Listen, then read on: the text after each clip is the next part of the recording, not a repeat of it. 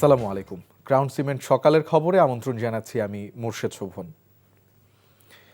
ত্রয়োদশ জাতীয় সংসদ নির্বাচনে রিটার্নিং কর্মকর্তাদের মনোনয়নপত্র বাতিলের সিদ্ধান্তের বিরুদ্ধে আজ ষষ্ঠ দিনের আপিল শুনানি অনুষ্ঠিত হচ্ছে।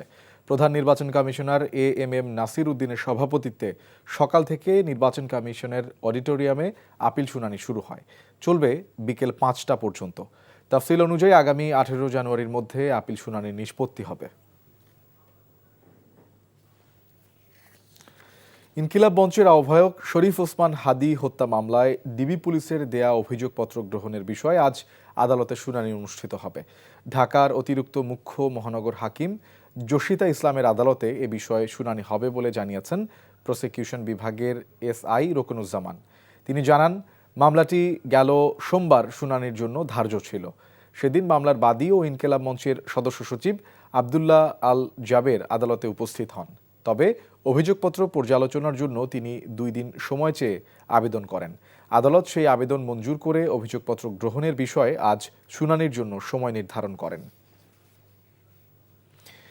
মাত্র কয়েক সেকেন্ডের অসাবধানতা, অবহেলায় জীবন মৃত্যুর সন্ধিক্ষণে একটি জীবন। ইভা আক্তার অটোরিকশার চাকায় ওড়না পেঁচিয়ে গুরুতর আহত হয়ে 11 দিন ধরে হাসপাতালে লাইফ সাপোর্টে আছেন। বরগুনা সরকারি কলেজের এই শিক্ষার্থীর জীবনে নেমে এসেছে বিভীষিকা। মধ্যবিত্ত কৃষক বাবার পক্ষেও চিকিৎসার বিপুল অর্থ ব্যয় বহন করা এখন অনেকটাই দুঃসাধ্য। আরও জানাচ্ছেন নাহিদ প্রিন্স। বরগুনা সরকারি কলেজের ক্লাসরুম আর করিডোরে যেখানে প্রতিদিন স্বপ্ন নিয়ে চলাফেরা করতেন ইভা আক্তার, আজ তিনি সেখান থেকে বহু দূরে একটি আইসিইউ বেডে নিস্তব্ধ।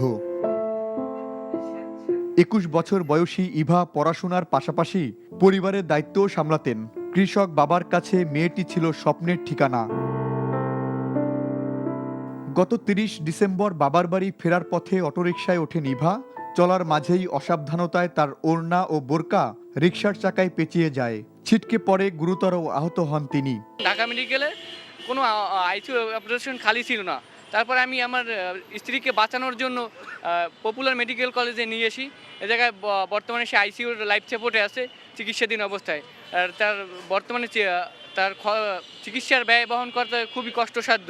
প্রথমে বরিশাল, পরে ঢাকা মেডিকেল কলেজ হাসপাতাল, শেষ পর্যন্ত আইসিইউ সুবিধা পেতে ভর্তি করা হয় রাজধানীর একটি বেসরকারি হাসপাতালে।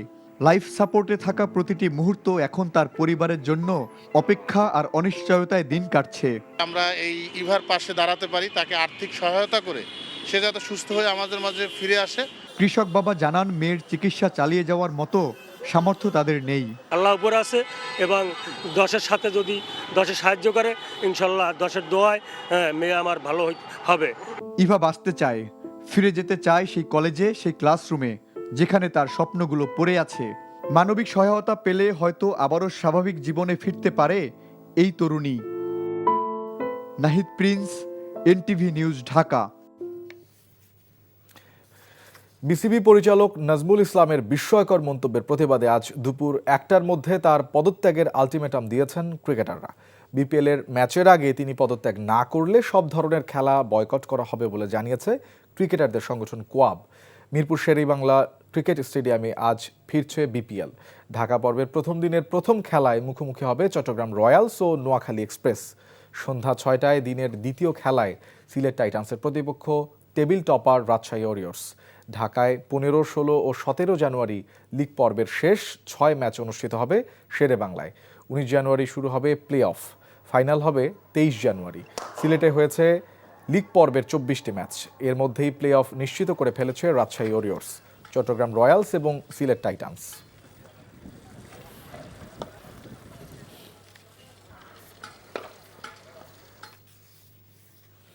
সকালের খবর এইটুকুই। এই খবরের ভিডিও সহ আপডেট জানতে ভিজিট করুন এনটিভি অনলাইন www.ntvbd.com। এছাড়াও এনটিভির জনপ্রিয় সব অনুষ্ঠান ও খবরের আপডেট জানতে ভিজিট করুন আমাদের ইউটিউব ও ভেরিফাইড ফেসবুক পেজ। 12টায় মধ্যাহ্নের খবর দেখার আমন্ত্রণ রইল। ধন্যবাদ সবাইকে।